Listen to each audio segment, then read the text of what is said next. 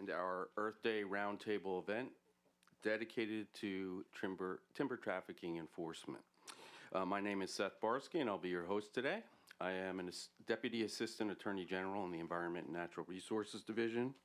As many of you know, the mission of the Environment and Natural Resources Division is to enforce the nation's civil and criminal environmental laws. This covers pollution laws, worker safety laws, animal welfare, and importantly, what we're all here for today, natural resources enforcement.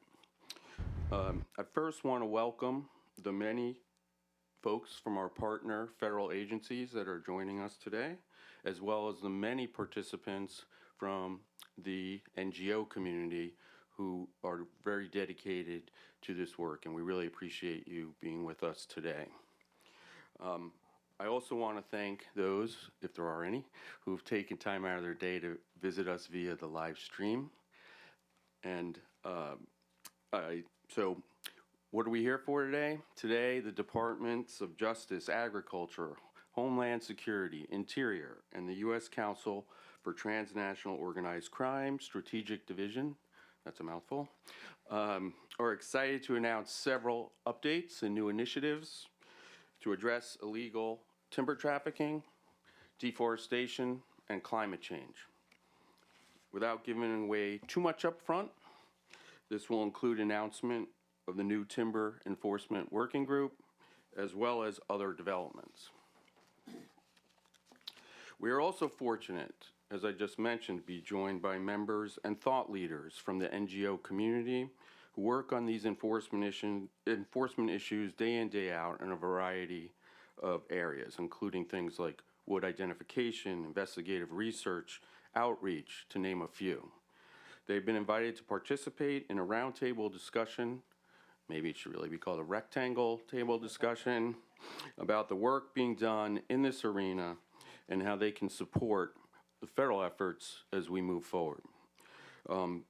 Our run of show today, just to give you a preview of where we're going, we'll start with keynote remarks, first from the Principal Deputy Associate Attorney General, Ben Miser, followed by Todd Kim, Assistant Attorney General for the Environment and Natural Resource Division. Then we will hear remarks and updates from our partner agencies, Agriculture, Homeland Security, Interior, Interior, and the Council, I'll shorten it for that. And then this will be followed by a few other invited federal guests, and then we'll move into the NGO portion where we'll have a discussion hearing what work NGOs are doing and also perhaps some ideas how we can all work together to further this important work. So a few housekeeping items before we get started. As I mentioned, this is live streamed. It's being recorded, and so it will be available on, I'm sure you all have this on your cable subscription, the justice.gov live network.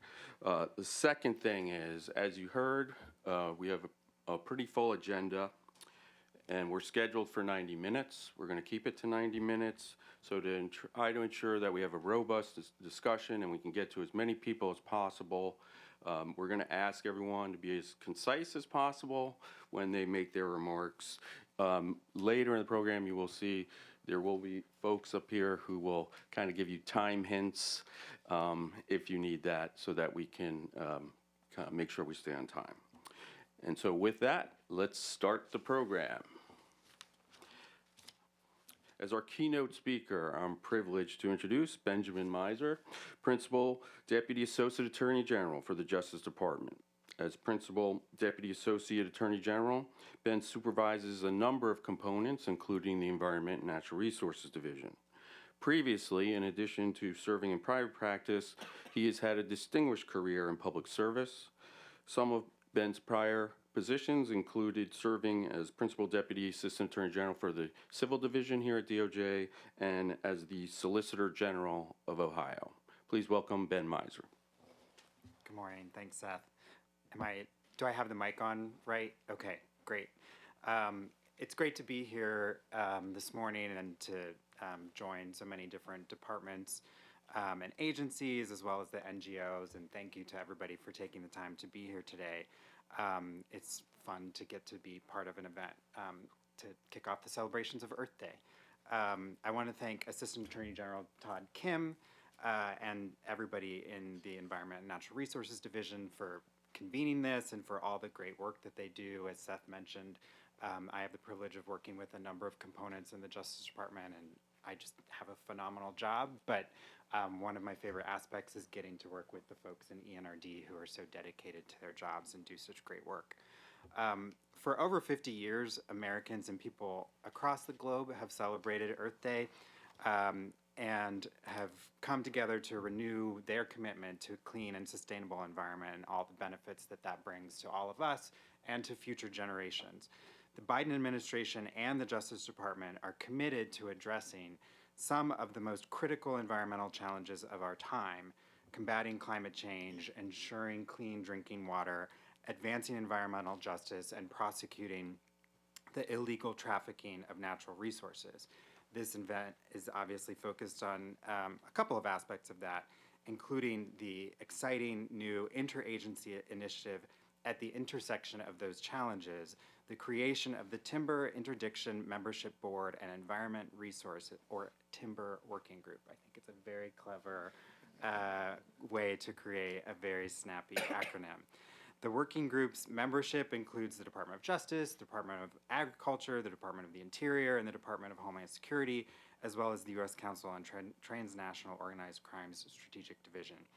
Before I talk about the Timber Working Group, I want to take a couple minutes to provide context for why DOJ and other members of the Timber Working Group are focusing on this particular challenge.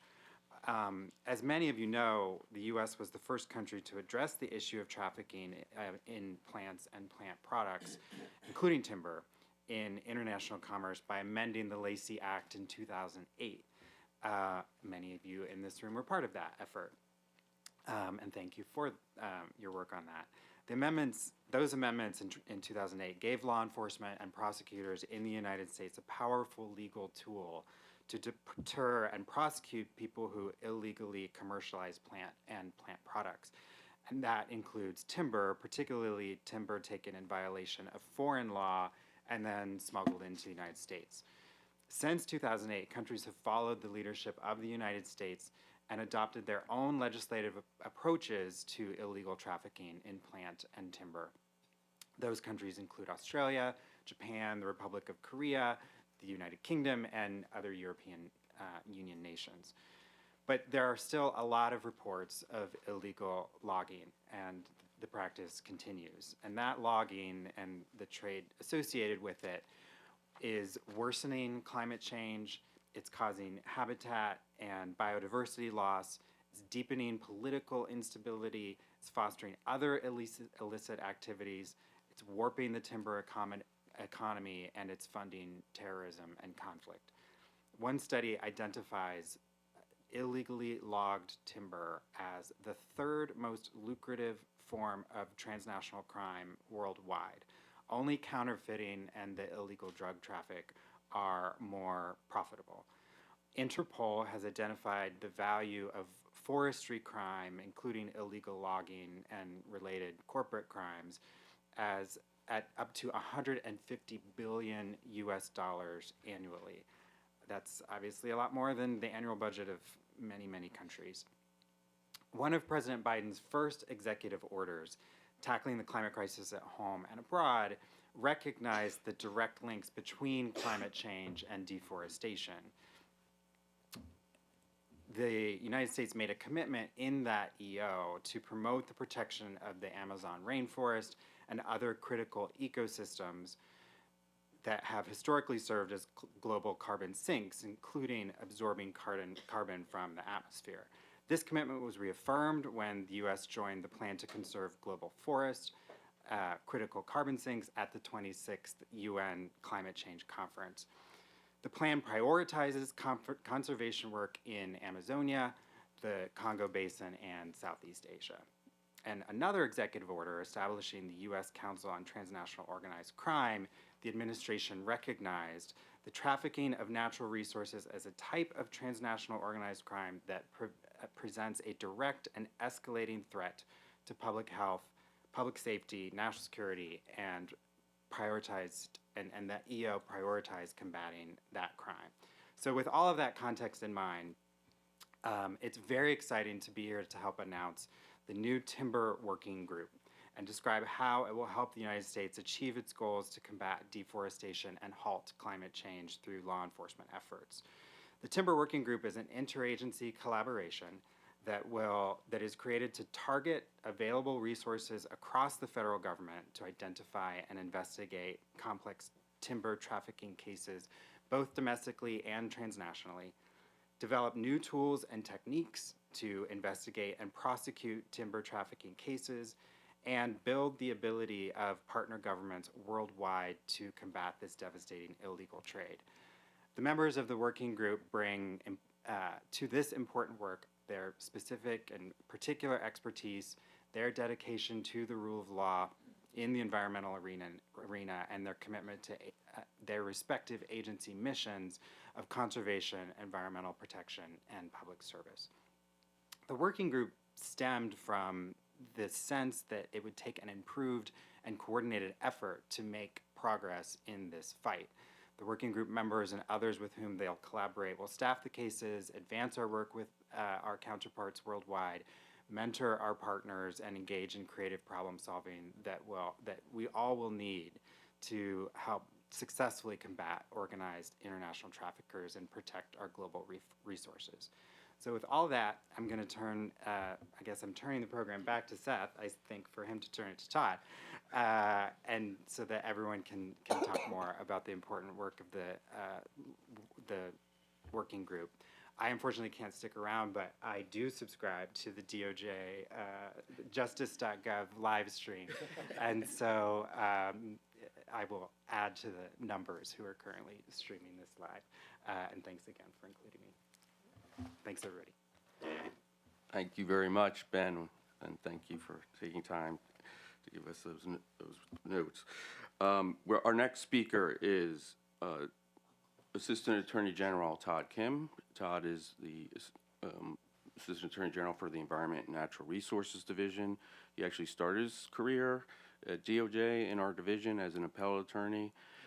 He also has previously served as the first Solicitor General of the District of Columbia, and we were very fortunate to have him come back to us to kind of lead our troops. And I will turn it over to Todd.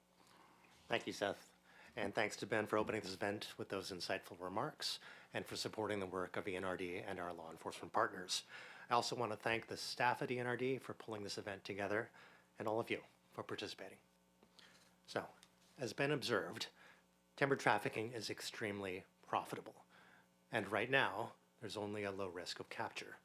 And so we've seen that timber trafficking increasingly involves organized criminal elements, trafficking in other contraband, like narcotics, illegal arms, and wildlife parts. I'm confident that the steps we're taking through the Timber Working Group and other lines of effort will help shake up this paradigm. Illegal trade in timber plays a major role in driving deforestation and is therefore inextricably linked to climate change. Moreover, a key theme of this event is that timber trafficking is a complex problem that crosses international borders. A problem of this nature demands close cooperation between federal agencies working with our counterparts in other nations. Support and assistance from private stakeholders like the NGOs is also critical.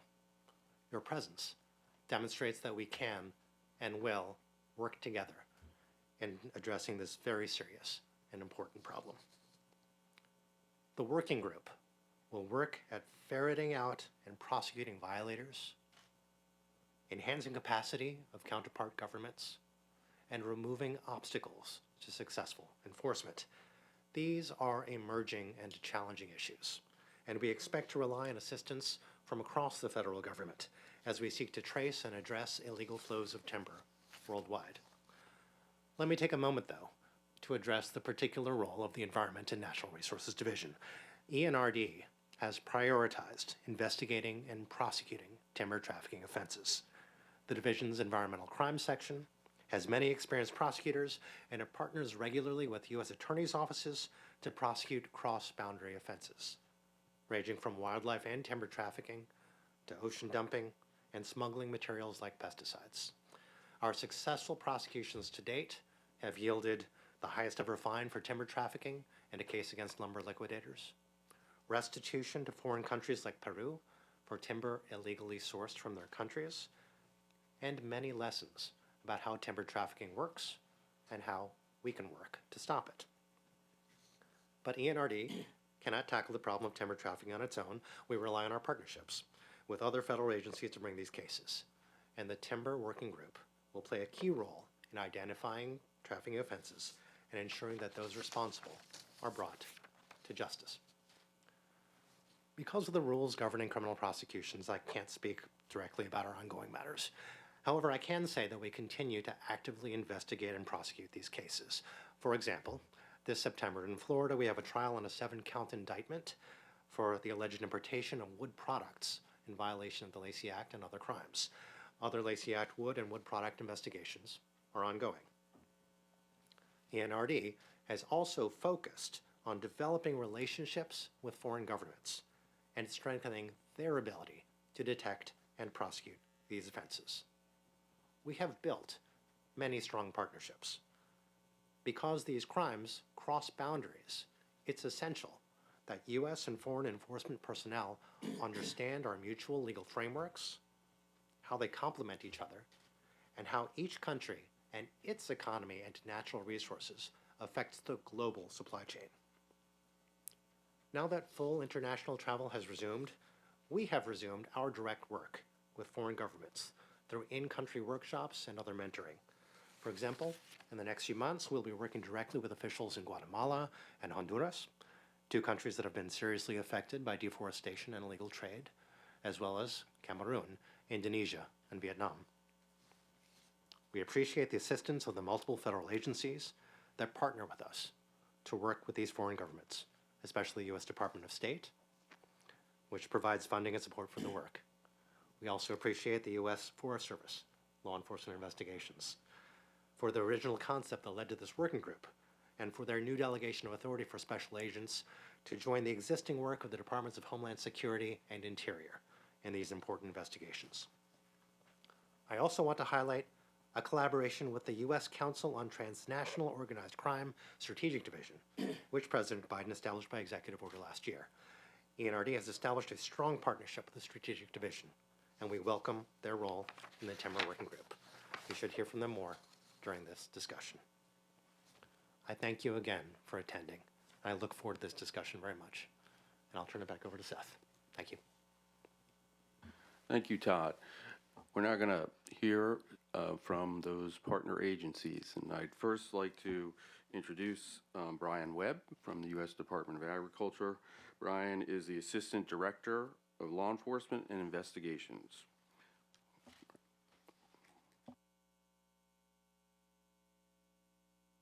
Oh, great. Sorry, technologically challenged at times.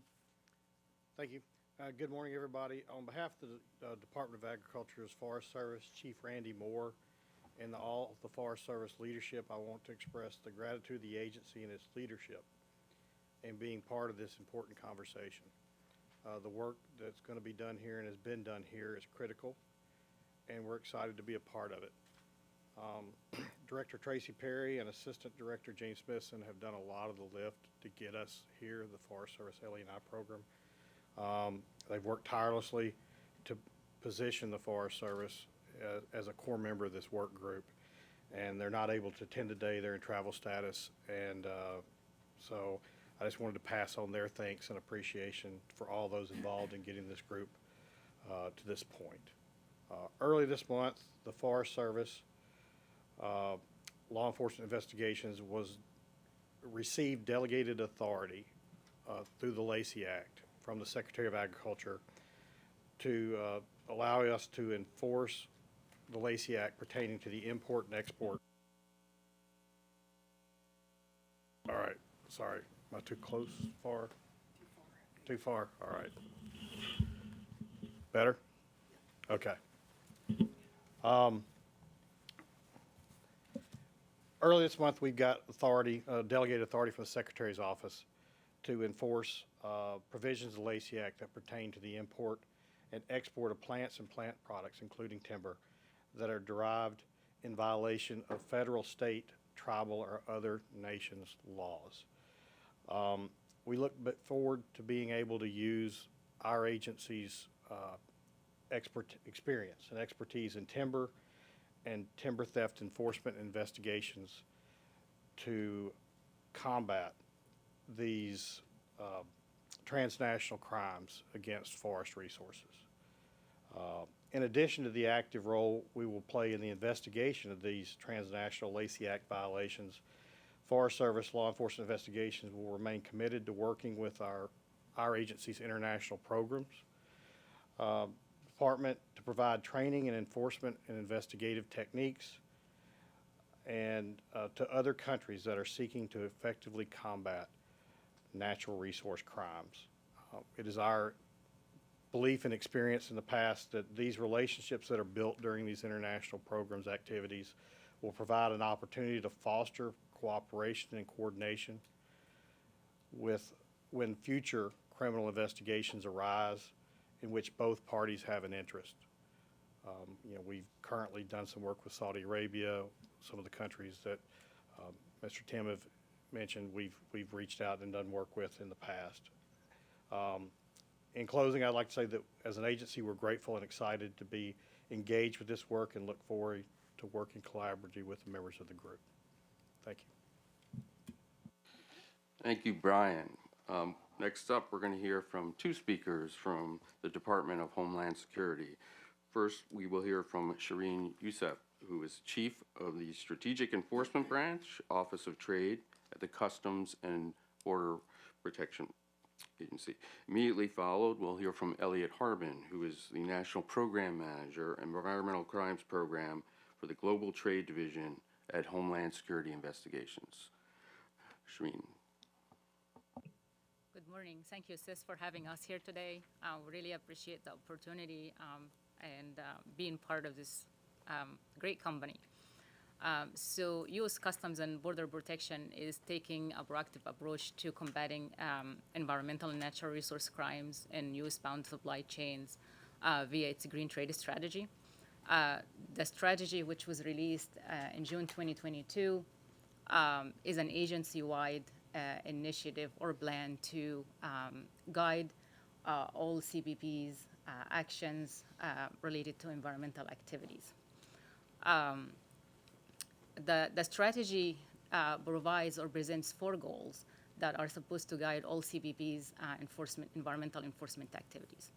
The first one is to incentivize green trade, and that's through the provision of trade facilitation benefits and other incentives that will help the private sector basically adopt more environmentally friendly trade practices. The second one is to strengthen our environmental enforcement posture in order to drive meaningful changes in trade practices. The third one is basically focused on innovations, and that's basically through the promotion and adoption of innovative technologies that can help us reach these goals.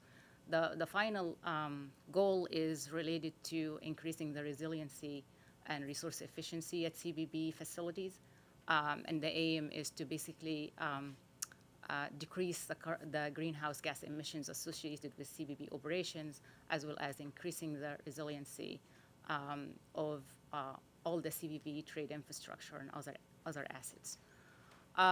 My team focuses solely on environmental and natural resources enforcement, and illegal logging and timber trafficking is one of the priority enforcement areas for us.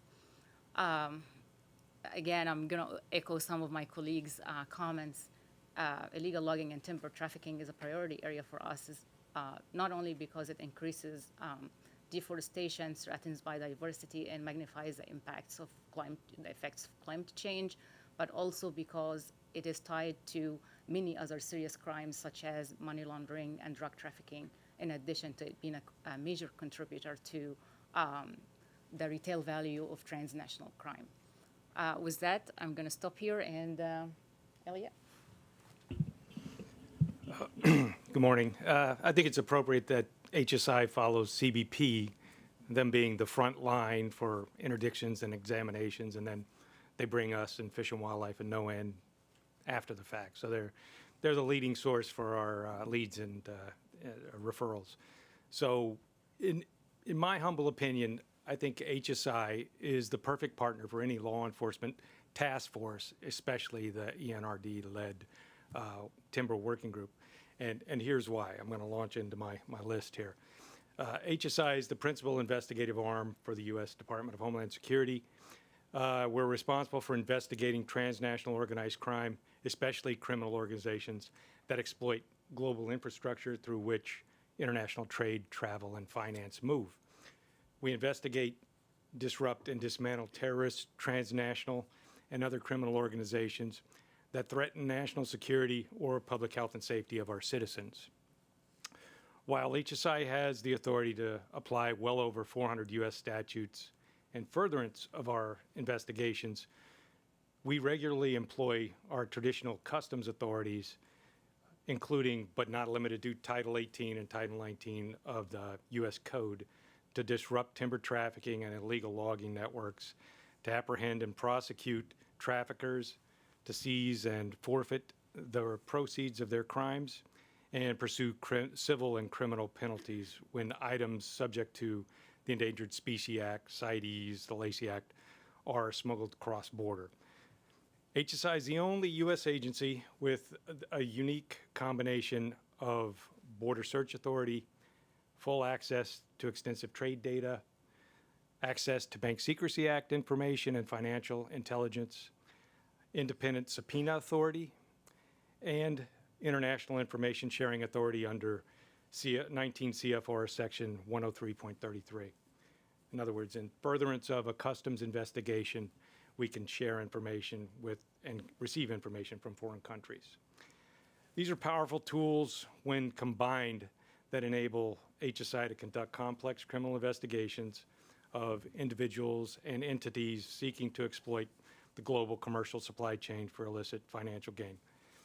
Transnational criminal organizations use the global infrastructure to transport their illicit cargo, to travel, to move their money. And HSI has the expertise, proficiencies, and unique authorities to target these vulnerability points of these criminal syndicates and bring them to justice. In the recent fiscal year 2023 federal budget, Congress saw fit to appropriate funding to expand HSI's existing wildlife trafficking and environmental crimes programs into a full-fledged unit at headquarters within the HSI Global Trade Division. This allocation allows for the expansion of these programs currently managed by a single national program manager, you're looking at him, into a full-size unit consisting of a unit chief, 2 section chiefs, several special agent program managers, intelligence analysts, and a mission support specialist. So additionally, this wildlife and environmental crime unit will have a dedicated budget and something that these programs did not have previously. So hopefully that means we'll be able to do more domestically and internationally to lead and support our partners with investigations and capacity building. So in light of the impending Earth Day 2023, HSI stands ready to support the important work of the Timber Working Group and stand shoulder to shoulder with our partners in the federal, state, local, and tribal organizations to combat illicit trade in timber and timber products. Thanks. Appreciate it. Thank you, Shireen and Elliot. And we're next going to hear from the Department of the Interior. With us today is Doug Alt. Doug is the Special Agent in charge of investigations with the Fish and Wildlife Services Office of Law Enforcement. Thanks, Seth. Good morning, everybody. Nice to be here. As we've gone down the table, my list of talking points has gotten shorter and shorter, which is good. That means I'm at least in the right room. No, I think it's great. We're all here for the same reasons, and it's clear, all the things we're hearing about the important purpose that we're here to talk about today. It's a cross-cutting issue. It's something that's bigger than all of us as individual agencies, individual enforcement entities, and that's why we need to be working together on it. So excuse me, for our part at the Office of Law Enforcement and the U.S. Fish and Wildlife Service, very happy to be here and couldn't be more pleased to be sitting at this table with all of you. I'd like to just tell you a little bit about who we are and what we offer and what we'd like to offer to this group. For those of you that don't know, the U.S. Fish and Wildlife Service Office of Law Enforcement is comprised of approximately 220 special agents. That includes our international agent attaché program, and then also approximately 120 wildlife inspectors in the field, probably more like 90, posted around the country at ports of entry. So we're a small but specialized group of folks that are focused particularly on these issues. The U.S. Fish and Wildlife Service brings a host of experience in the arena of working complex criminal environmental investigations. That's what we do. And further, we have a lot of experience working undercover operations targeting trafficking organizations and criminal organizations overseas working on these particular issues or that are engaged in these particular issues. So beyond that, we've expanded in recent years to provide training and support to our international partners who are working to protect their own natural resources. So we're looking forward to doing all of these things. We do those in the wildlife arena now. We've been doing them in the timber arena, but we're looking to expand that work. And with this group, I think that's a great opportunity to do so. The Fish and Wildlife Service also brings to the table the Clark R. Baven Forensic Laboratory, which is located in Ashland, Oregon, where we have a team of specialized forensic scientists that are, once again, focused entirely on support of environmental investigations. And here recently, we received funding. We were very fortunate to receive funding from USTR to develop a mobile forensic laboratory, which has some very specialized abilities for the identification of timber products. So we're looking to expand the use of that here in the near future. Hopefully this working group will be able to create some opportunities to do that. And, you know, again, I can't say enough how much these issues that we're going to be working on, you know, cross-cut all of these agencies' priorities, and that includes ours. So looking forward to kind of bringing what we can to the table, contributing where we can, finding the ways to kind of shore up one another's kind of weaknesses and amplify our strengths and just make the best cases that we possibly can to deal with these very important issues. So thanks for having us. Thanks, Doug. Unfortunately, the U.S. Council on Transnational Organized Crime Strategic Division was not able to be here in person, but my understanding is that they've provided us with some recorded remarks. And so we will see those now.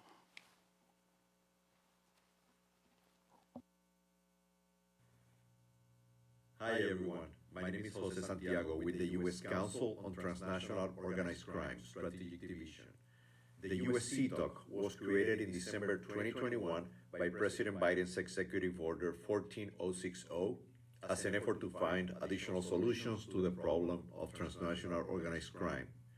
The U.S. CTOC reports to the President through the National Security Council and monitors the production and the implementation of coordinated strategic plans for whole-of-government counter-TOC efforts. The Council actually consists of 6 cabinet members, to include the Attorney General, the Director of National Intelligence, and the Secretaries of DHS, State, Treasury, and Defense. And underneath that Council, there is a Strategic Division, which is an interagency working group handling the day-to-day operations and strategic planning. As a matter of fact, I'm in detail leave from Homeland Security investigations.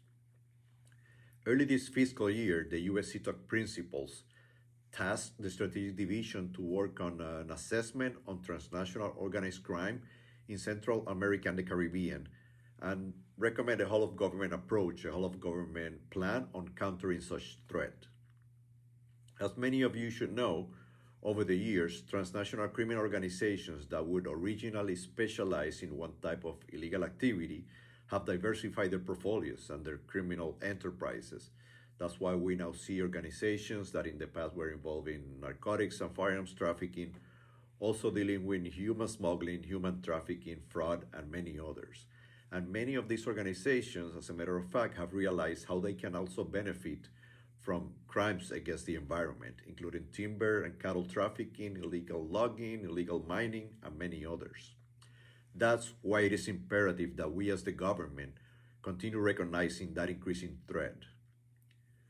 With that said, the U.S. CTOC Strategic Division is really happy to join forces with the ENRD, the Timber Working Group, in continue expanding our investigative efforts, cooperation, and we're actually currently working with the group on including some of those recommendations towards the fight against the environmental crimes and the trafficking of timber in our whole of government strategic plans. We truly apologize for not being there in person with you today, but as we speak, we are here in DC hosting a group of 100 professionals from federal law enforcement, the intelligence community, policymakers, and others, and working on delineating that strategic plan for Central America and the Caribbean. Thank you all for your time and have a great day.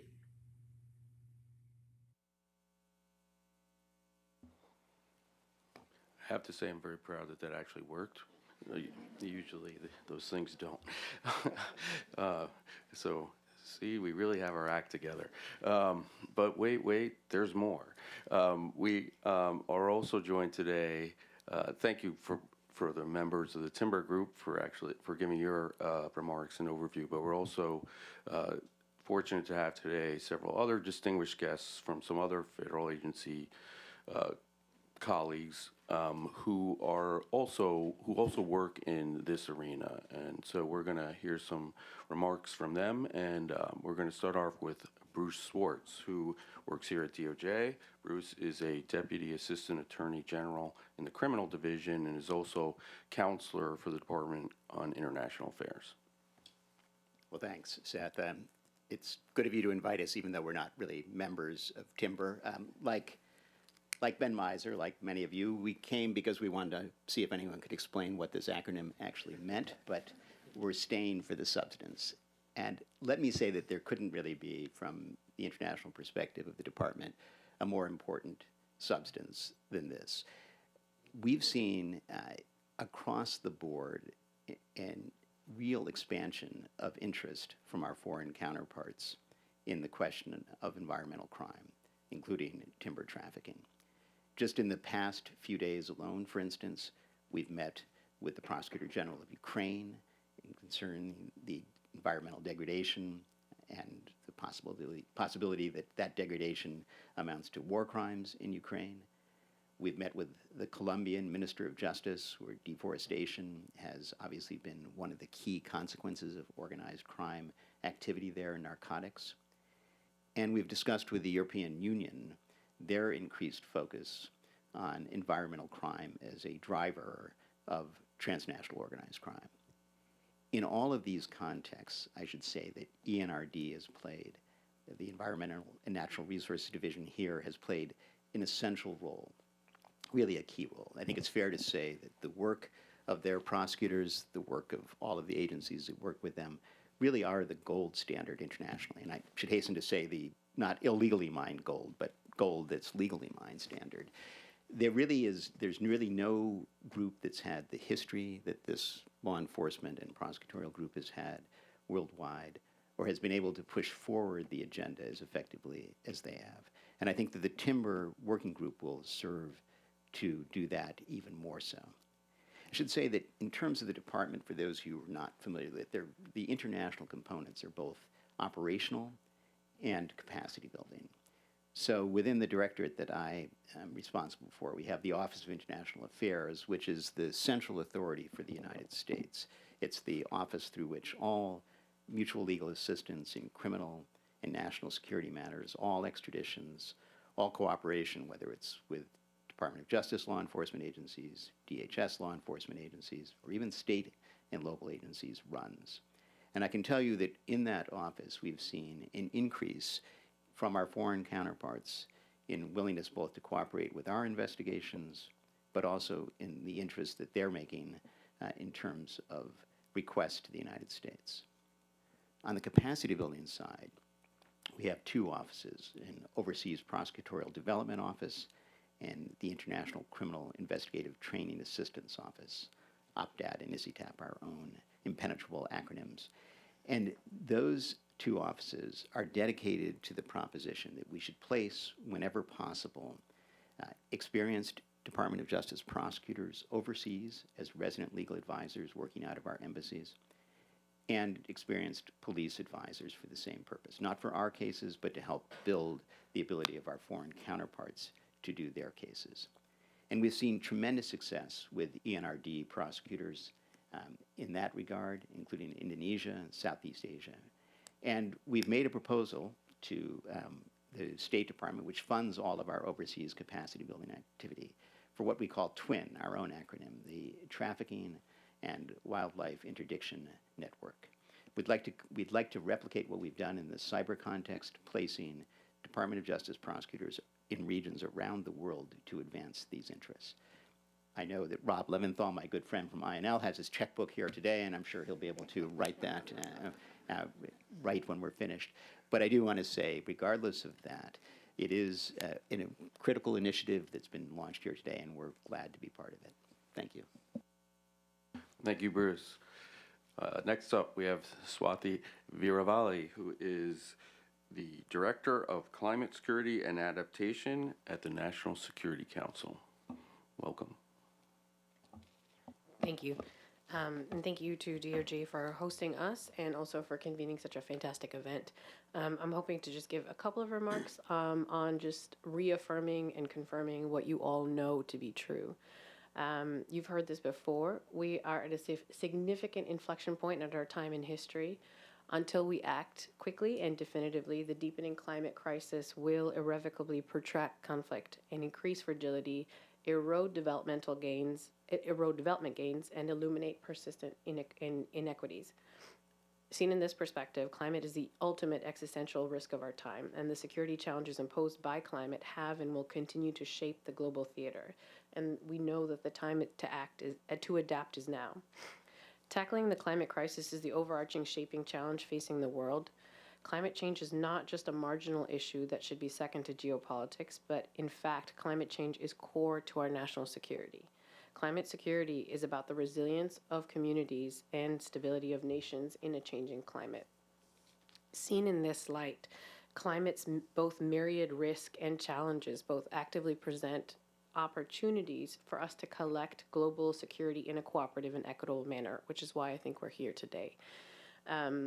We know that illegal trade in timber plays a major role in driving deforestation, which runs counter to both our environmental as well as our climate goals. In this light, timber trafficking is as a matter of national security.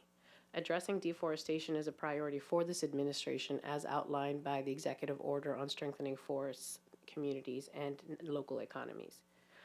We will continue leveraging our own efforts and work with our partners, such as outlined here today, to combat deforestation through the world and also work with our international partners towards sustainable management of all our resources, including land, water, and the ocean.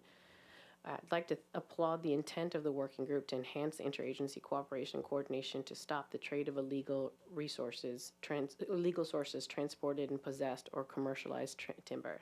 Thank you again to the Department of Justice and all the partners here today, both within the U.S. government and across the nation, working to address these very critical challenges. Thank you. Thank you, Swati. Next up, we have representatives from the U.S. State Department, and our first one is Christine Dawson. Christine is the Director of Office of Conservation and Water at the Bureau of Oceans and International Environmental and Scientific Affairs. Thank you, and thank you so much for having us. I can't attest, I do know that when I came back to state the last time, our cooperation with ENRD had already been underway for many, many years, and certainly our oldest and most steadfast collaborator, and very, very excited about the new Timber Working Group. For others that don't know us, OES is sort of in my office is the foreign policy lead for these issues, not just for timber trafficking, but wildlife trafficking, for nature crimes. We do call a particular set of environmental crimes or crimes that affect the environment nature crimes, because they go not only to the impact on climate change, but also to the impact on biodiversity, on natural ecosystems. And they are a very targeted set that, as you pointed out, they have a low risk, high return on them, as well as undermining local economies and fomenting conflict. So that is why we are here. And as I said, that we're the policy end of it and work very closely with our colleagues in INL on the programmatic end of it. The Timber Working Group is a great addition to the interagency collaboration. I think it's very exciting to see this intense focus on it. And again, we're not an enforcement agency, but I want to assure you that we are there, both here in DC and our posts abroad for the Fish and Wildlife attaches, for HSI colleagues, for the Department of Justice legal advisors. They, in the field, have taken these on, often I think at the dismay of our ambassadors, like, why is this an issue? And really made a very, very serious difference. So we are there to help your efforts, to find ways to provide information to the extent we can, because we are, in the most part, on eyes and ears on the ground everywhere, and so offer that to you. I appreciate the mention of the funding, very small from OES, only about $13 million over the past 10, 12 years for Lacey specific. And I think that we can complement the wonderful programming that goes on with INL. But the other, I think, that's really important for everyone gathered here is, in addition to going after the bad guys, which is what we're doing, your ability to see it through all the way from identification to prosecution is really what is starting to make the difference. And very exciting to hear that our foreign partners are starting to wake up to things that we have all been telling them for a long time, that this is really not good for your national security, for your economic prosperity. And oh, by the way, all those lovely viruses out there, they're just sitting there in that forest waiting for a human host to walk by. And I think that can't be underscored in any way. And there's so much more I could go into. Our colleagues, our colleagues here, we've done so much with them, but thank you again for having us, and know that we are here to support you as we can from that, and look forward to seeing you all again. Thank you.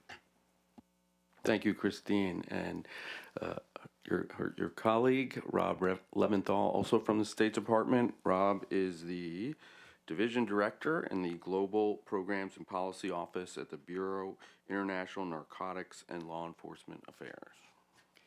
Thanks so much. And as I glanced at my notes and thinking of what Doug said earlier, the phrase preaching to the choir came to mind. And so in light of that, and in light of the time and the many folks yet to talk, I'll try to be quite brief. So we also thank you for the opportunity to be here. We thank the Department of Justice for hosting the meeting, and our close enduring partnerships with many parts of DOJ and many of the other agencies, and for that matter, non-governmental organizations around the table. It's really an honor for us to be able to join today, recognize the initiative that you're getting underway, talk a little bit about how we can support it.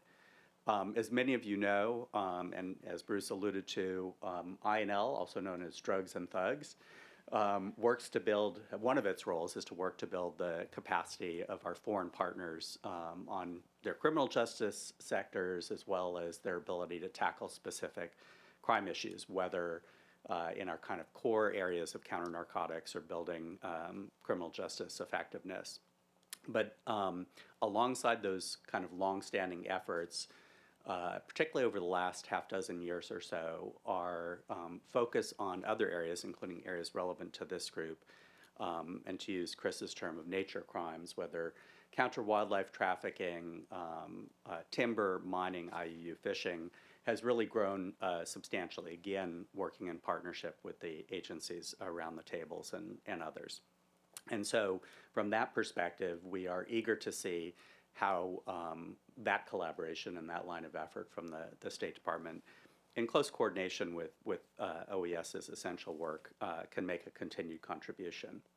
And I think we're eager to see how the enforcement work and the interagency coordination work of the task force can better inform our capacity building, whether it's in terms of which countries to target, and someone was talking about the outreach, maybe it was Bruce, the outreach by different countries recently, where there's will, where there's identified capacity needs, what approaches are most fruitful so that our investments and our partnerships can be most effective. I'll close by saying that as important as capacity building is, this is a tool, as many have mentioned, or I'm sorry, this is an issue, as many have mentioned. There's a multifaceted one and requires a multifaceted response. So, and this is one where INL plays a subordinate role with OES, but as a voice working with the interagency in multilateral fora so that we can galvanize action by other countries, not just through enforcement partnerships, but through diplomatic action, and the disruption and deterrence tools that we have, whether they are the Transnational Organized Crime Rewards Program, the different visa authorities, but ways that we have of targeting individual bad actors or networks. So looking forward to continue and deepening the collaboration, and again, congratulations on this initiative. Thank you, Rob. Okay, now we're going to shift the program and hear from our colleagues in the NGO community.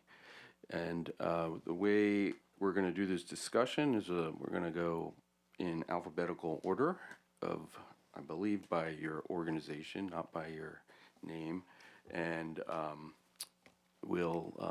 start off. Well, here, because there's a lot of folks that want to talk. So first up is the American Bar Association Rule of Law Initiative, Jonathan Eloff. Good morning, and thank you to the Department of Justice.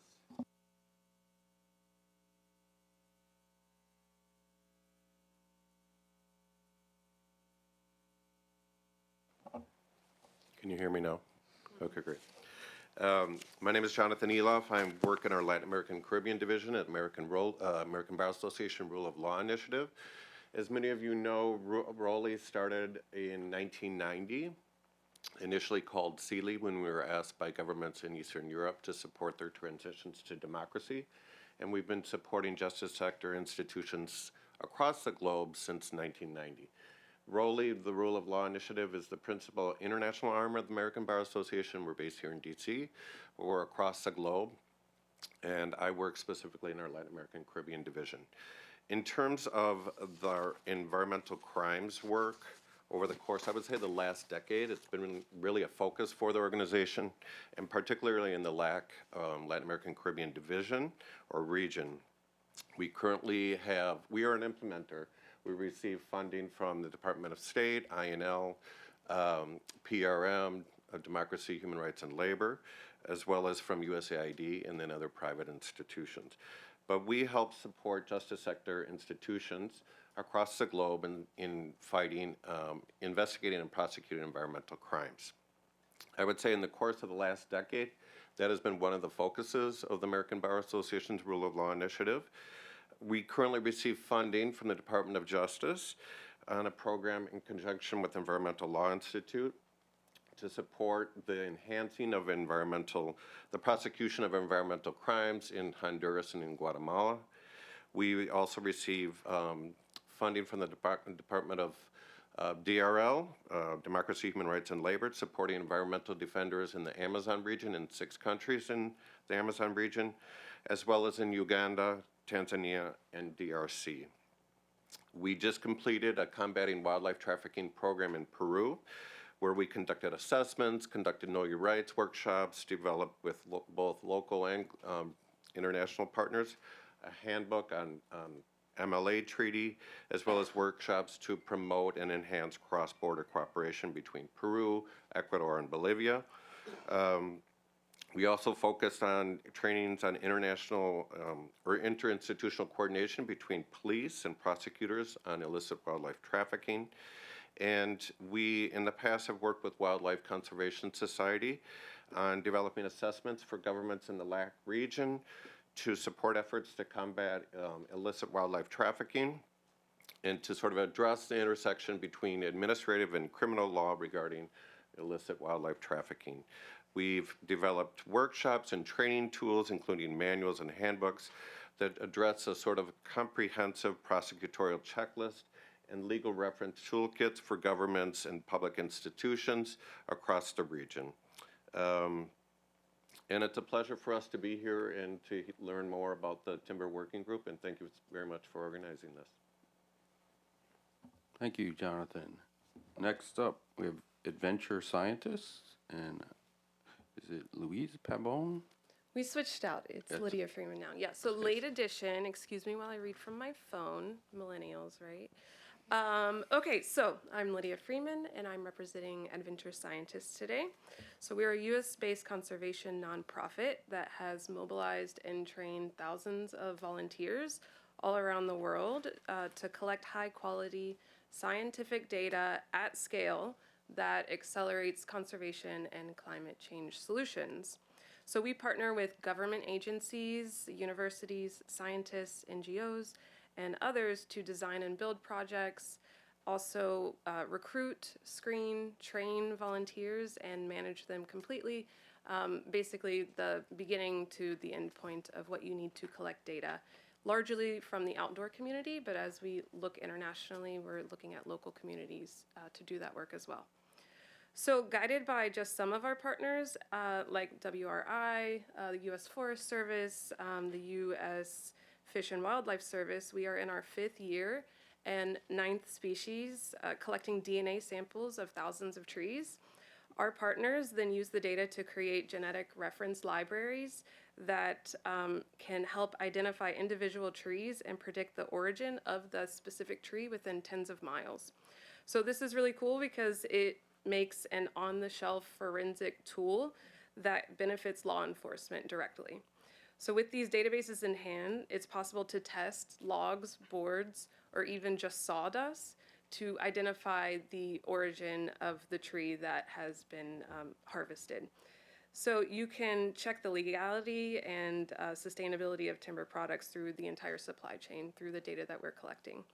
So we are here as a resource to provide the viable data needed to prevent timber trafficking and assist enforcement efforts. Our volunteers go through hours of training and assessments. We also have a chain of custody over the data from the time of collection to the time of analysis. So our community has collected tree DNA from leaf, twig, and tree core samples that has gone on to be used for research and also publications, and tree DNA, as we've heard, has been used to prosecute tree poachers in the federal court as well. So we have no agenda on tree species, but instead we look to the experts in order to aim our volunteers and community members at the highest leverage and impact areas that they guide us in. So this year, one species we're collecting is tulip poplar. It's the 3rd most exported lumber in the U.S., and it's fast growing with a short harvest cycle. And it's really popular in Europe and China and has a high potential to replace tropical hardwood through sustainability-based market drivers. Okay, wrapping up, we do look to expand internationally, and we are thinking about other species that are illegally harvested, especially in the tropics. Those are challenging to identify, so we worked with Conservation X Labs and other partners to develop a tech device that you can actually use in the field to identify a tree species on the spot. So that's really cool. And we're also excited to expand our work and work with local communities to achieve everyone's collective goals here. And we're inspired by the opportunity to continue collecting and doing the work that we've been doing in the past, and also to partner with the DOJ and anyone else. Thank you. Thank you, Lydia.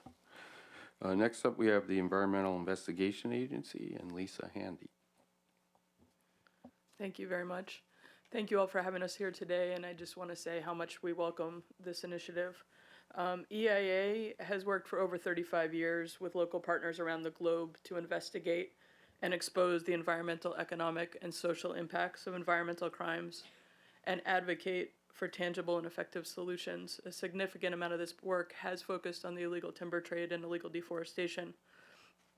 And as many have highlighted already, but I want to really reiterate that our experience from the ground over these more than 3 decades has shown us unequivocally that the most destructive and challenging crimes to fight, such as illicit deforestation, that's a topic today, are those that are inextricably linked to international trade. And any solution is going to require what you're all laying out on the table, which is a strong intergovernmental approach, but also an international approach with partners in source countries as well as consuming countries. With this experience and this in mind, we were part of supporting the coalition effort that did bring the amendments to the Lacey Act back in 2008. And since then, we have seen a lot change, just as far as like the awareness about illegal timber trade and what companies and countries are doing to begin to fight that. And there remains a lot to be done. And I think I just wanted to focus for 30 seconds on on a few of the big cases that have come over the past 15 or so years since Lacey, and Mr. Kim, you highlighted one of them with the Lumber Liquidators case.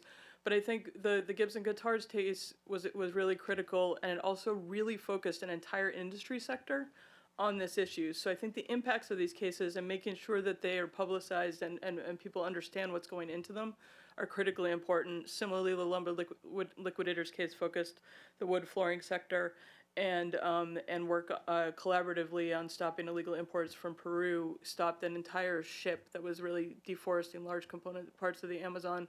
And so I think the impact of these individual cases are important in and of themselves, but also for the broad lessons that are delivered from them. And so I really appreciate how much additional collaboration and focus and resources are being brought through this timber working group. As I said, and as you've all highlighted too, the situation increases exponentially with the criminal networks and the level of the trafficking, and I'm really heartened to see that it's going to be given the resources that are necessary at the level to really fight this corruption and the activities across the board. I would like to just say that in addition to these big cases, I believe it's really critical also that there are routine checks and due care being followed up on, because I think those type of things, because there's the huge cases, critically important, and getting at these networks, and but also really the routine checking of what's going on in the trade around the time is greatly important. So I just want to say EIA supports this very much and offers our work together with the groups here. Thank you very much. Thank you, Lisa. Next, we have the Environmental Law Institute and Carl Bruck. Thank you. It's great to be here, and congratulations on the launch of the Timber Working Group. For more than 30 years, the Environmental Law Institute has supported efforts to build capacity for environmental compliance and enforcement around the world. Among our activities in the space, ELI has built capacity of prosecutors to bring cases, judges to hear and decide timber-related cases in Africa and Latin America, often in partnership with DOJ. One of the substantial challenges that we are starting to see in a lot of the places we're working, which are granted bordering on failed states sometimes, or at least areas of countries where the rule of law is weak, is that there are often meaningful threats of violence to forest rangers, to prosecutors, and to judges. A judge in Guatemala was kidnapped for 36 hours when she was trying to, when she was hearing a case. This raises questions of how we build capacity. What good is it to build technical capacity if rangers, prosecutors, and judges are afraid to hear the case? And I think, Todd, you had mentioned the question of removing obstacles. I think this is something that really needs to be addressed. We can't just say, here's what you need to do to prove a case. It's like, how do you actually proceed when your life or your family's life is in danger? Thank you.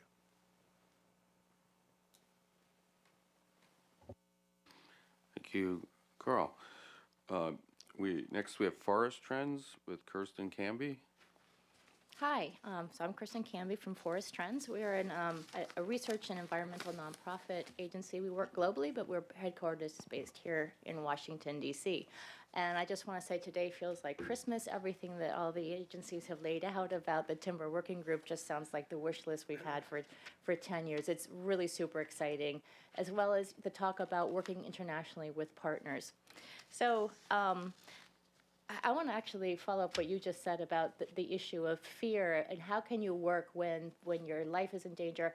How can you work when there's such great corruption in many of these failed states? So how do you address corruption? So that is another partnership with the countries of harvest. How do you work with prosecutors? How do you reduce the corruption? It is not just for the forest sector. It is against every sector in these countries is facing the same issue, and it reduces responsible investment and overall development. So we really do see this as a partnership, not just on the prosecutions of individual cases here in the U.S., but how do we build capacity in the producer countries? It really needs to be a partnership with stakeholders there.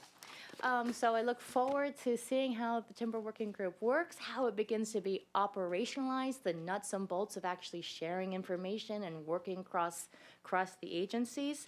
How do you build capacity for some of the agencies or personnel who are new to this topic? And so I think I speak for all of the NGO colleagues around this table that we really stand ready to support you in whatever you need. We have access to different types of resources. We have different types of freedoms of movement that sometimes government agencies can't do as well, or we can say things that perhaps you can't say for diplomatic reasons. So we would just love to support any or all of you and sharing our networks, sharing the information we have. So real quick on sort of some of the forest trends, things that we've been doing over the past almost 30 years. Everyone else seems to be there for 30 years. We've been working on this issue for 24. Research, greater data collection. There is relatively better data collection on data on sort of rates of deforestation, but not really the extent and nature of illegal logging and illicit activities. By nature, they're hidden. So what is the political economy of the illegal activities? So we do commodity chain analysis. Who are the winners and losers of the illegal activities? Who might be more reform-minded? Who are natural partners? Which industry want to protect their reputations and want to actually undermine their sort of colleagues who are doing the dicey stuff? So we work in country often to understand these complex supply chains, the opaque legal frameworks, and work with networks in country to help build this data and information.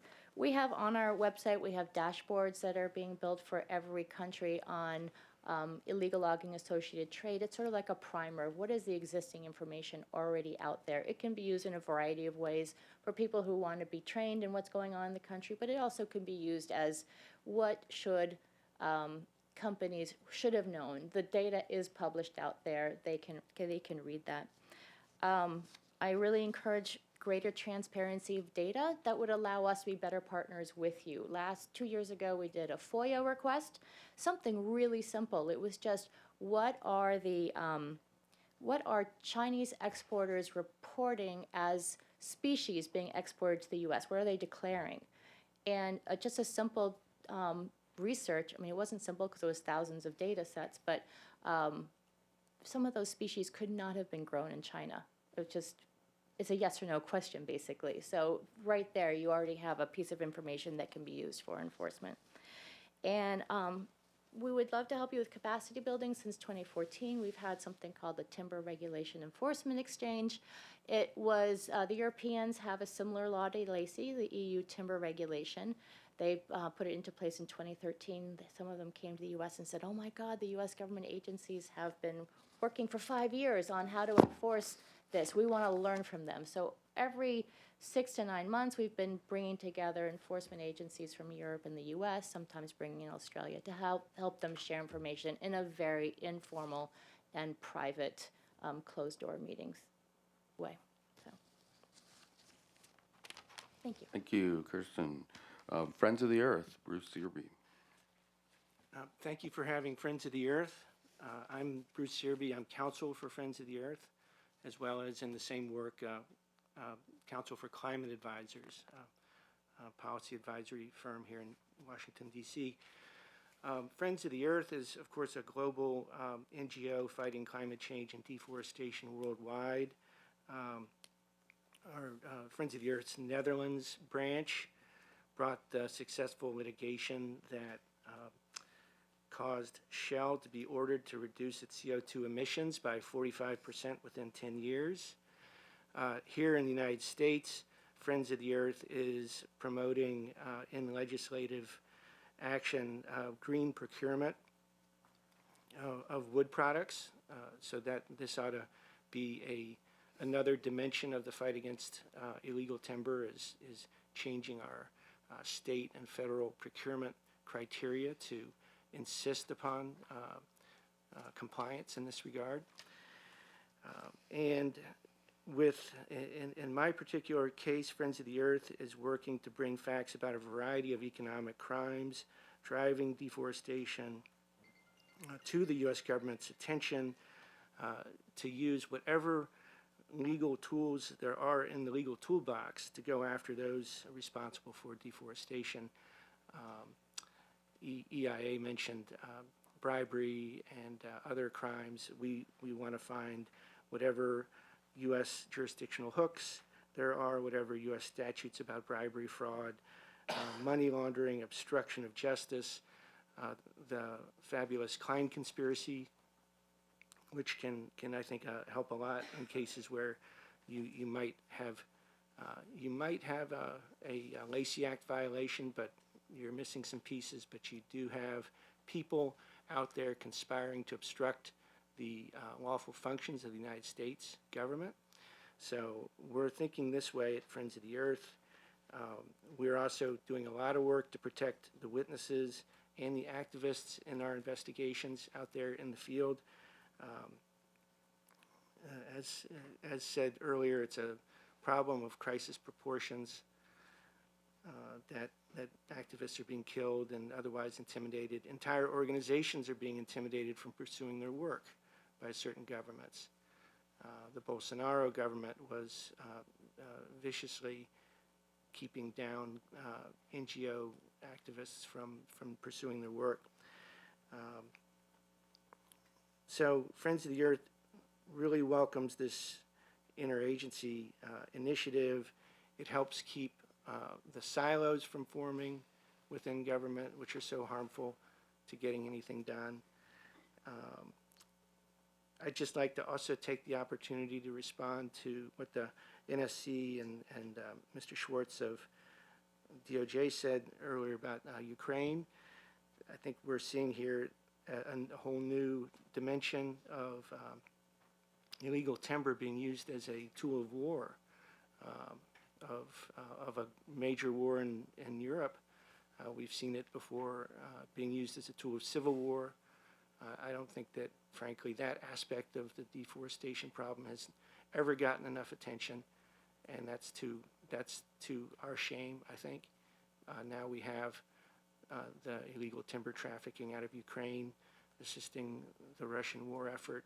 I think we all see a whole new aspect on top of everything else that motivates us in our work.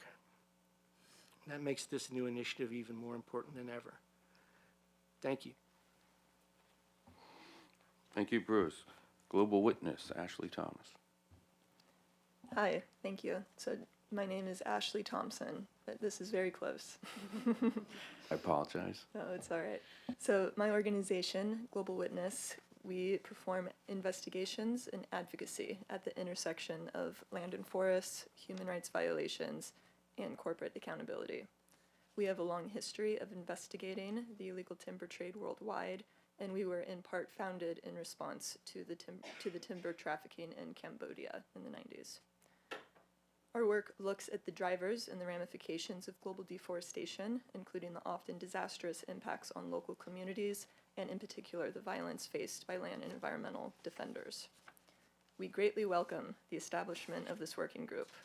Proper enforcement of our existing legal toolkit is a significant and essential step forward in the U.S. government's response to this multifaceted issue.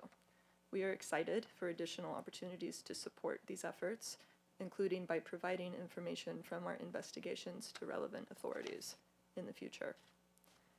At the same time, we acknowledge that there are additional steps that the U.S. government may take to make further progress on global deforestation more broadly, which is principally driven by unnecessary forest clearance for agricultural commodity production.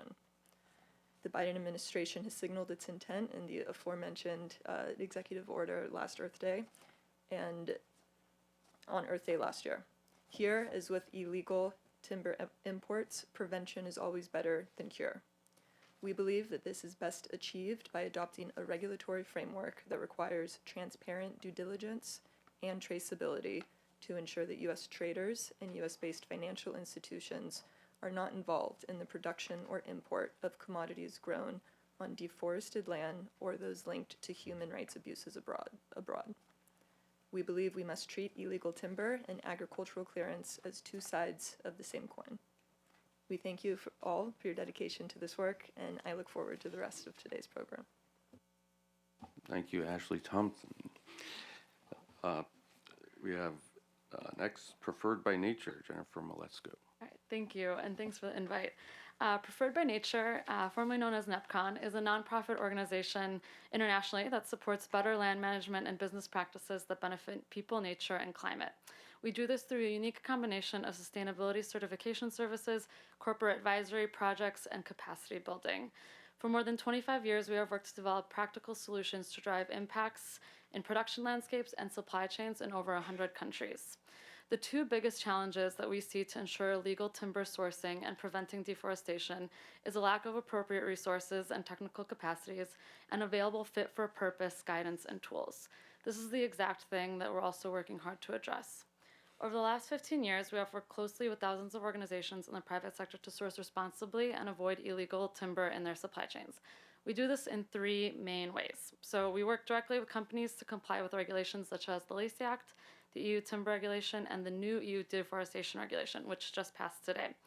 We do this by helping improve and strengthen their due diligence processes, collecting the right data, and analyzing risk. Where possible, we also work with industry associations and even directly with government working groups, such as this one potentially with DOJ, to find solutions to accelerate compliance with new regulations. We develop publicly and freely available resources also for private sector organizations to lower the technical and financial barriers to comply with regulations. One of the most popular tools that we have is our sourcing hub, which has become a go-to for companies and even authorities when seeking to understand risks or illegal harvests. Country risk assessments are a big one of these. And then Preferred by Nature is also engaged in multiple donor-funded projects to support legal, sustainable production of sourcing wood products and other forest risk commodities. This work includes conducting extensive benchmarking against schemes and other regulations and requirements. Some of these schemes have been FSC, PEFC forest management standards, and other certification schemes to help organizations understand how certification can be used as a tool towards legal compliance.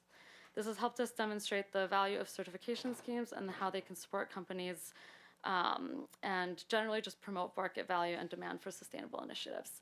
So that is my spiel. Thank you, and looking forward to working with others, and especially how we can promote legal compliance in supply chains. Thanks. Thank you, Jennifer. The Nature Conservancy, Jack Bobo. Yeah, my name is Jack Bobo. I'm Director of Global Food and Water Policy at the Nature Conservancy. We appreciate the opportunity to be here as well. I think many know the Nature Conservancy, established in 1951, operating in about 76 countries around the world, mobilizing nearly or more than $1 billion towards conservation efforts, working on many of these initiatives. I'd like to take my time to focus on something that was mentioned by Christine and the NSC related to equity.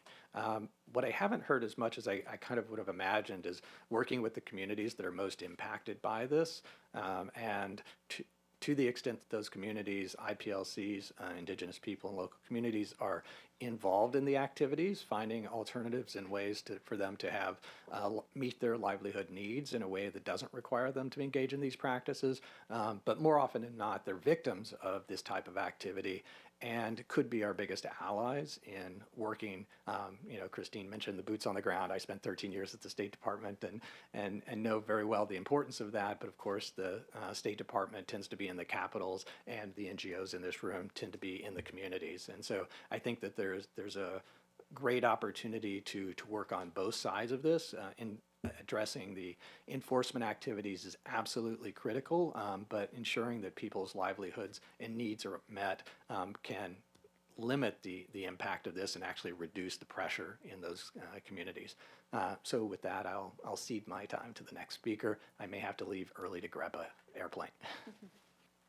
Thank you, Jack. And we are, despite my best attempts, we're running a little behind, but if folks are able to, Kate, who is going to run the next session, can stay a little longer too, if that will work for people. We understand if it doesn't. Wildlife Conservation Society, Kelly Ivald. Thanks for hosting today's Earth Day Roundtable, and congratulations on launching the Timber Working Group to all of their agency partners. I'm Kelly Keenan-Aylward. I'm the Executive Director for Federal Affairs and Policy for the Wildlife Conservation Society.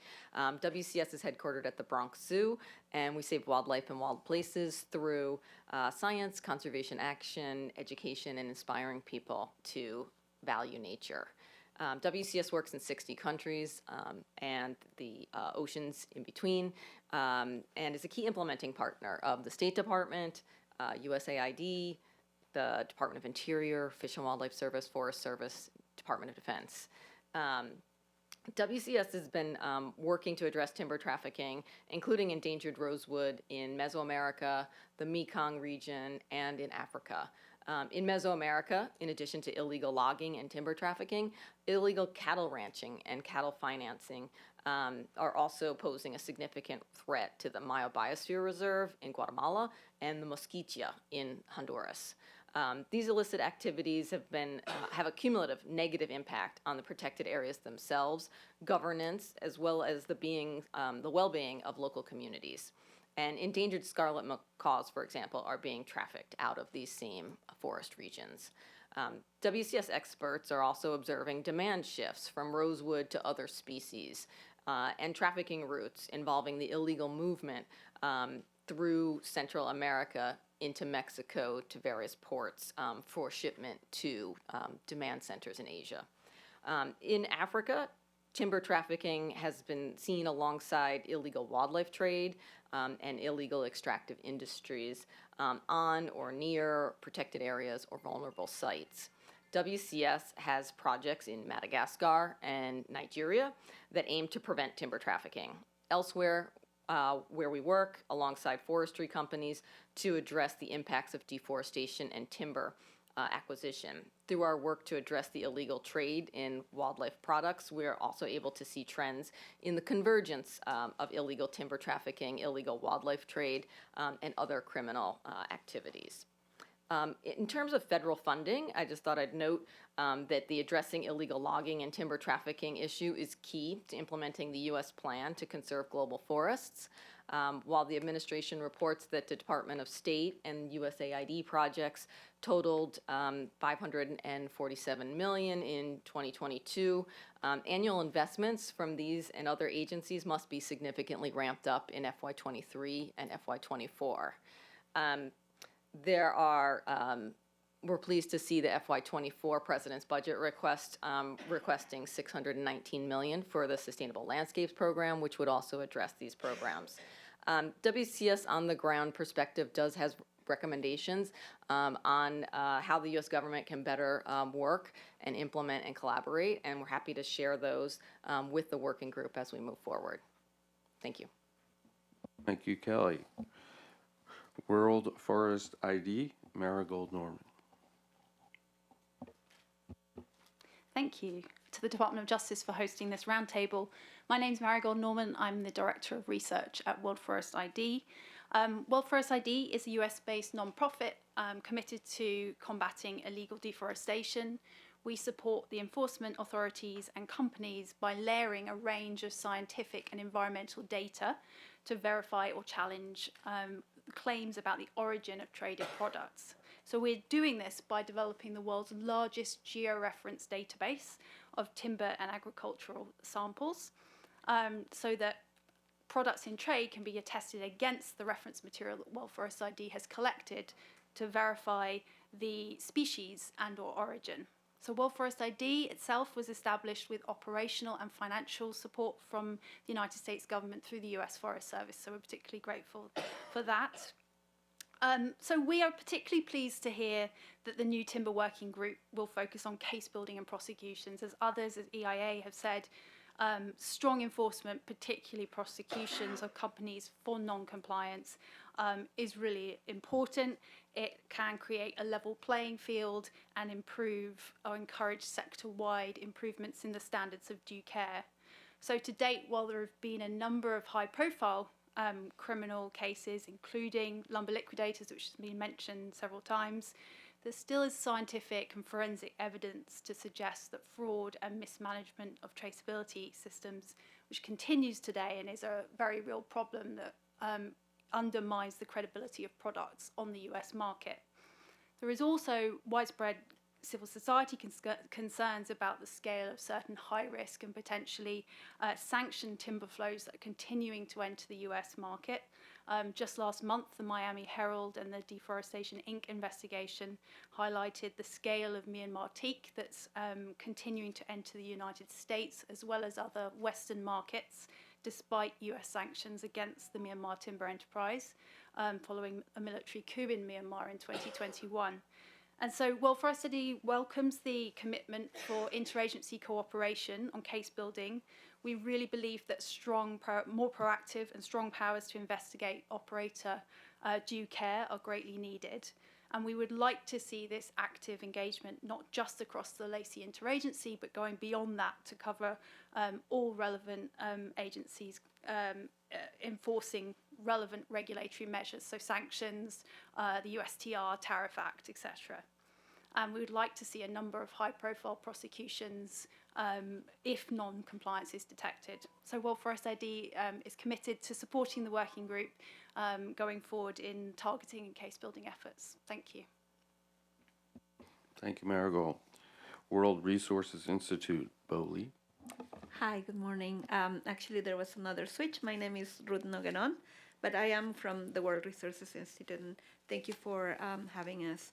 The World Resources Institute, or WRI, is a global environmental and development think tank that goes beyond research to create practical ways to protect the earth and improve people's lives.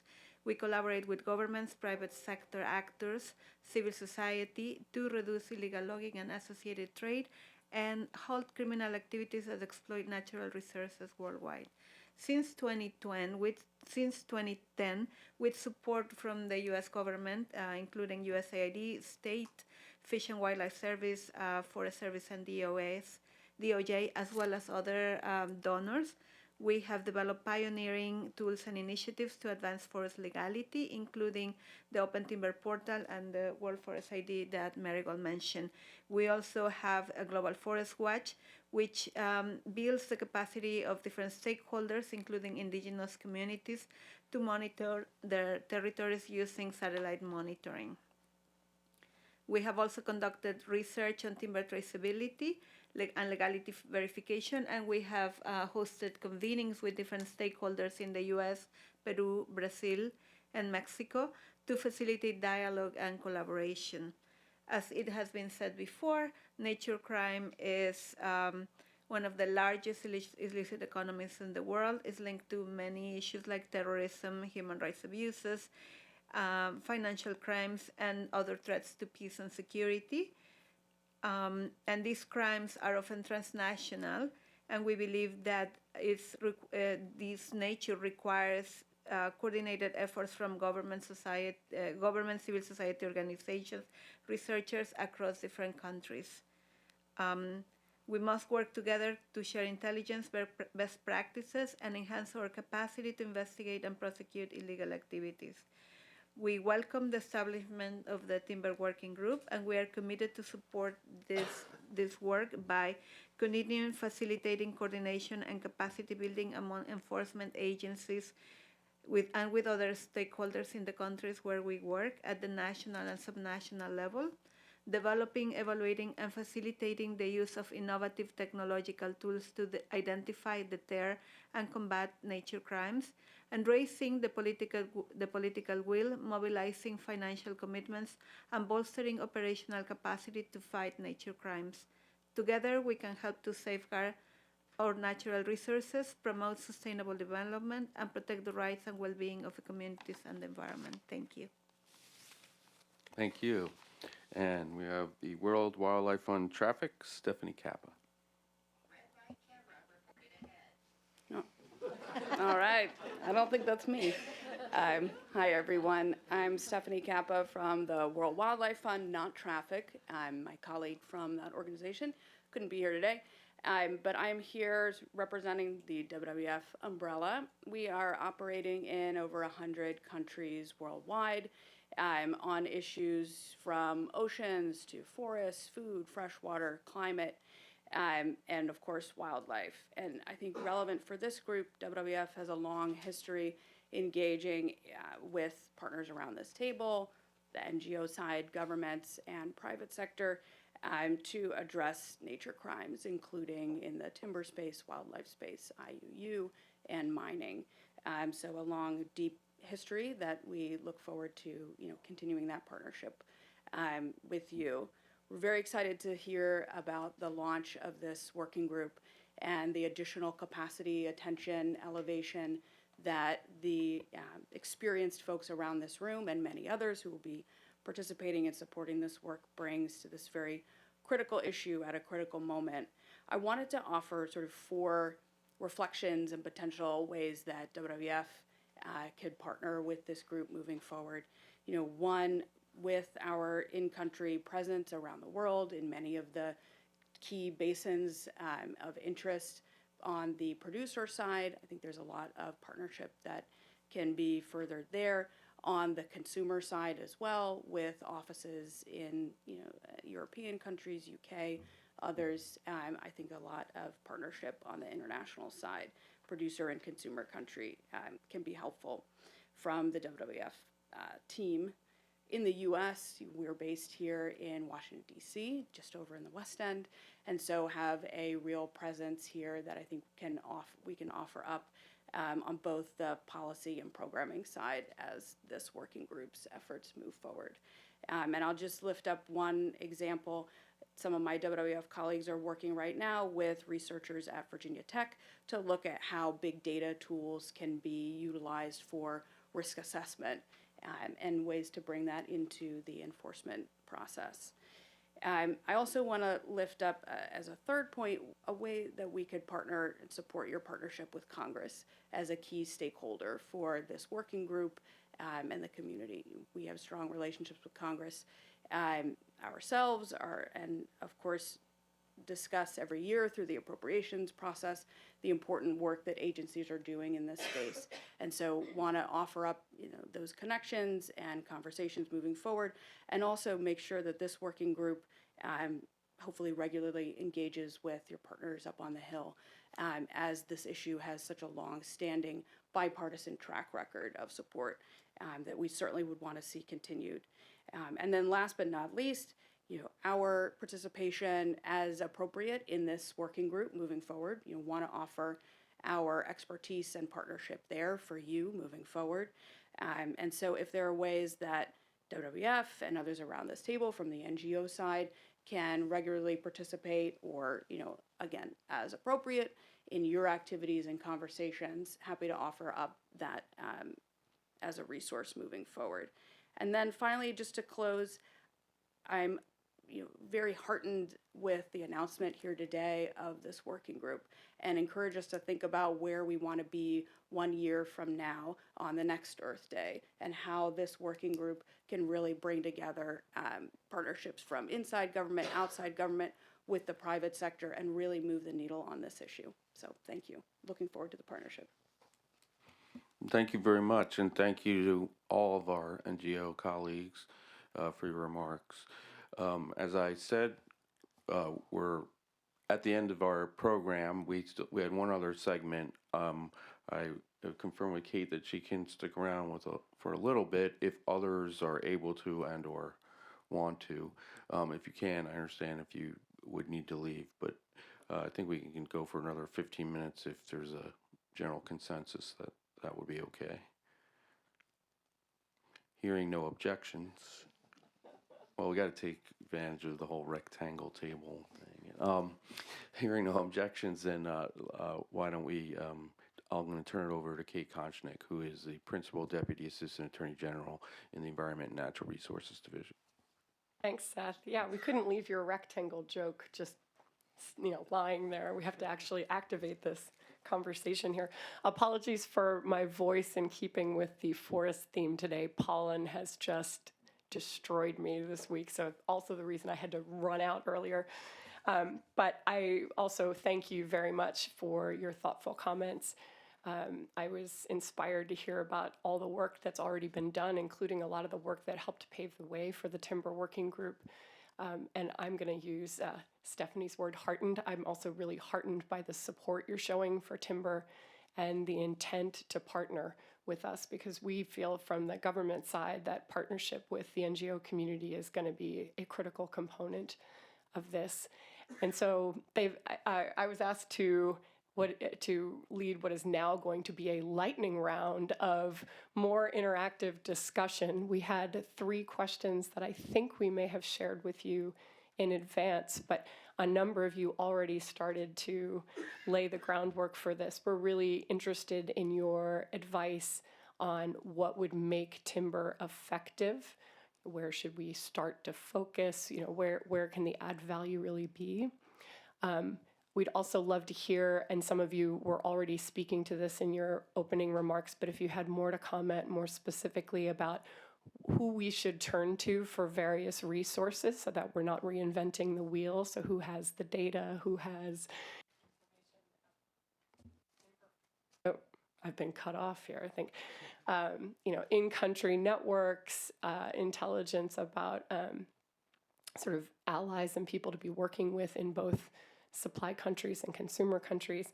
Very interested in that. And then finally, what do you think are going to be our greatest challenges? We have ideas as well, but if you had thoughts on those and any possible solutions or paths forward. So I just welcome this opportunity for you to jump in, share your ideas, and please consider this the beginning of the conversation. We really wanted you to be here from the ground floor here to build this with us. Yes, Bruce. Yeah, so I'd just like to say you can look towards the environmental crime section itself for real expertise in working with NGOs. And there are prosecutors there who have written articles that are something that everybody should read when they're talking about this interaction between NGOs and prosecutors, people, anybody building a legal case, really. So I think that leadership needs to be recognized and shared and tapped by this group.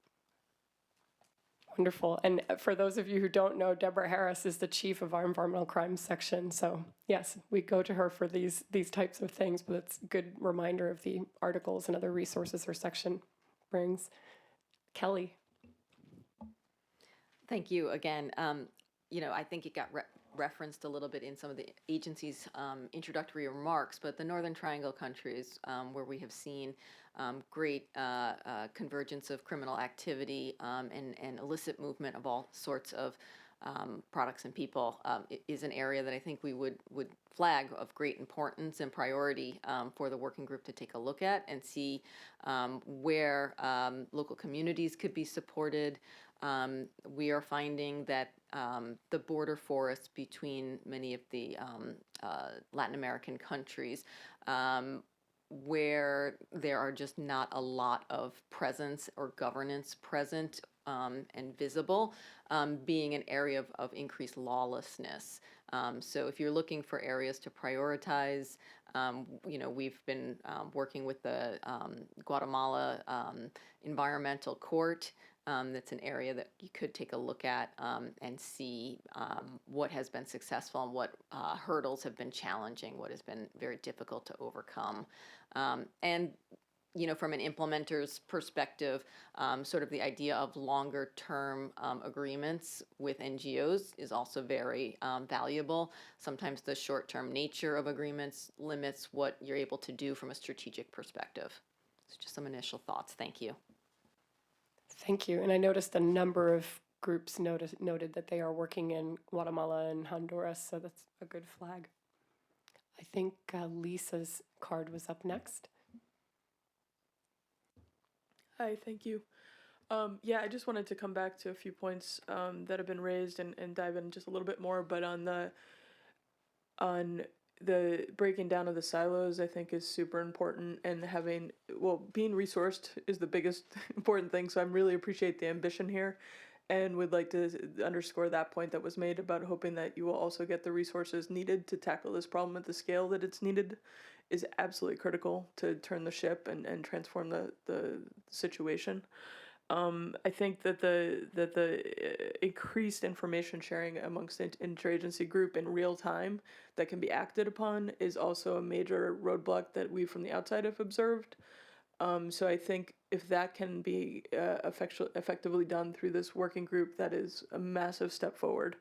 And I would like to say that maybe one that bridges that interagency work and some work and support from the NGO community here is the data availability for analysis. You've heard from a number of groups here that are doing it. We're also working on some platforms that I didn't go into. There's also great ones being established within the government. I think bringing those together will absolutely maximize the need for maximize the effectiveness of the human resources you have and be able to more effectively target actions. And it's just there. And I think I would just say it's been this is super heartening to hear there's going to be more collaboration around it, because I think you see all these pieces and it seems like everyone can't quite get at the right ones. And if this can really help do that, I think that would be a massive, massive step forward.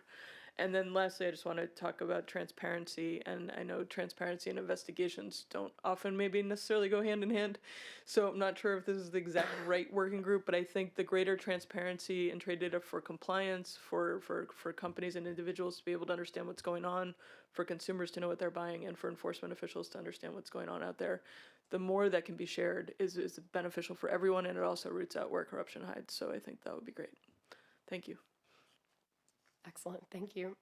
On that last point, that this is something that spills over to a lot of other work that we do now, a lot of environmental justice work. We're having that same challenge of how do you balance confidentiality or more in prosecution context and being transparent and accountable to communities and to the stakeholder community, and sending a deterrent signal to those who would be breaking the law. So look forward to that. And I'm always about breaking down silos, so very happy to hear that.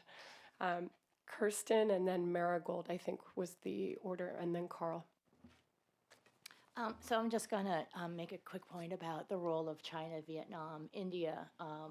We do not want to face a situation where there's a bifurcation of the market, where the legal stuff comes to the U.S. and to Europe, and the just as much as ever illegal products go to other countries, whether it's the Middle East or they come through China and Vietnam and India and then to the U.S. And these are just much more complex supply chains, need a lot more sort of resources and intelligence to understand these supply chains, but it's really critical if we're going to make an impact globally.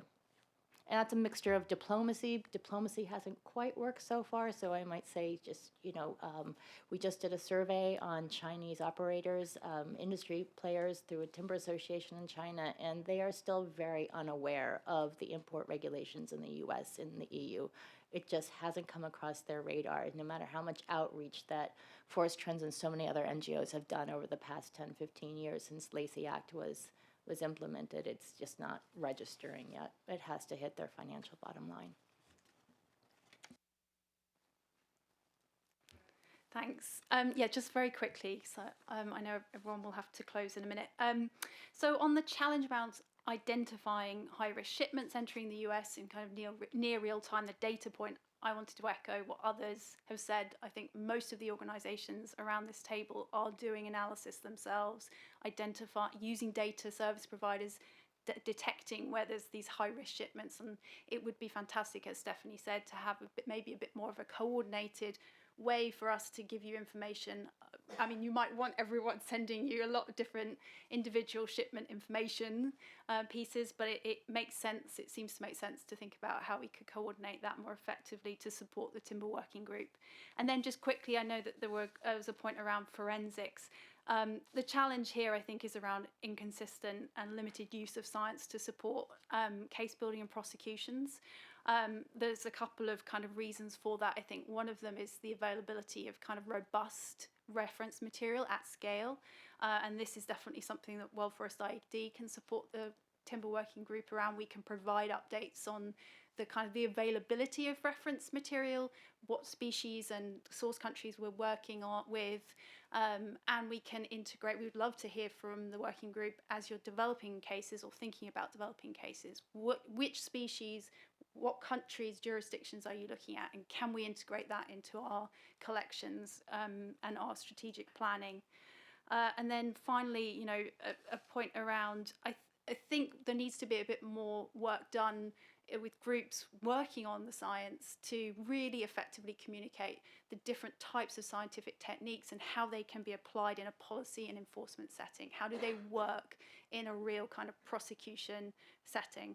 And that's something that World Forest ID and others working in this space can do. And again, we can communicate with the Timber Working Group around that as well. So thank you. Thank you. Carl, and then, ooh, Jonathan, you got in there right under the wire. Because then I'm thinking I may hand things back over to Seth. I could have this discussion all day long, but want to respect people's time. I would suggest thinking about what you want to accomplish, particularly given possible changes in administration or whatever. But what do you want to accomplish? And starting from the point that a number of people have made, that there are relatively few high-profile cases out there so far. Might there be an opportunity to have 2 or 3 additional high-profile cases? And not all of the same thing, but you know, is there something that might get at the issue of China and Vietnam and kind of raise awareness there? Is there something that might get at some of the lawlessness? But thinking very clearly about where do we think we can succeed? Not necessarily where's the greatest need, but where do we actually think we can succeed, and then try to build on that success. And then focusing resources on that, but then also, to the extent possible, having kind of a kitty reserved for resources to support some of these other things on kind of just to kind of provide technical support or some sort of inputs or on things that might be longer gambits. But one other thing I would suggest, in addition to the Golden Triangle, look at Colombia. They have a new administration. The whole efforts around Operation Artemisia, which was militarization of enforcement, did not work well. There were the armies can provide security; they're not good at law enforcement. And so the question being, you know, are there specific opportunities there? And I would just add that effective enforcement is also necessary, right, at the different stages of supply chain traceability, right? So focusing on the various stages of criminality, from cultivation to movement of illicit goods, to processing facilities, to illicit markets, to the outright cessation of the supply of illegal timber trafficking.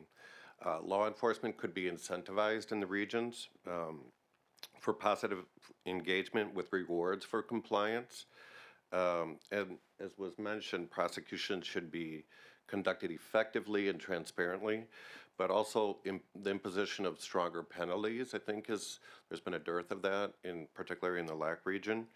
And then I would also emphasize the need for enhancing collaboration at the national and regional levels through the support of cooperation and coordination of regional networks, including police, border officers, prosecutorial authorities, and the judiciary.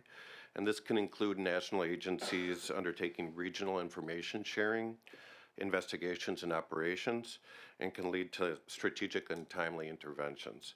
And I think finally, I would just add that there's a need for governments and citizens alike to increase an awareness or understanding of the costs of these activities, and it should be encouraged from governments to citizens and throughout the regions. And then obviously a challenge would be the political will of governments. And that's critical to support combating any activity in the regions. But supporting the belief that disrupting these organizations behind these crimes, such as timber trafficking, is in the government's, the environment's, and then the citizens' interests as well. Thank you very much. As I said, this is just the beginning of the conversation, but the Timber Working Group participants have been listening. I'm not the only one taking notes, I've seen, so we'll be taking this back, thinking about this, really appreciate the early thinking on this and look forward to partnering with you. And with that, I'll turn it back to Seth to bring us home. Again, I want to thank everyone for being here and following up on Kate's point. Obviously, I think a lot of you know how to reach us and reach our counterparts at the agencies, so I think the dialogue will continue. So it's the beginning, not the end. Before we break, I do really want to give a shout out and thanks to our DOJ staff who actually made this event happen. There's a lot that goes on behind this. There was a lot to get the Timber Working Group, which we owe a lot of thanks to, but to even get an event like this off the ground takes a lot of work. And I want to specifically thank Eleanor Colburn, Regina Day, Lori Dubriel, Wynn Hornbuckle, Ashley McGowan, and Jessica White. And I hope I didn't leave anyone off, but thank you very much. And thank everyone else again for taking the time, for staying late. We really appreciate it, and want to second again, Happy Earth Day, Happy Earth Week.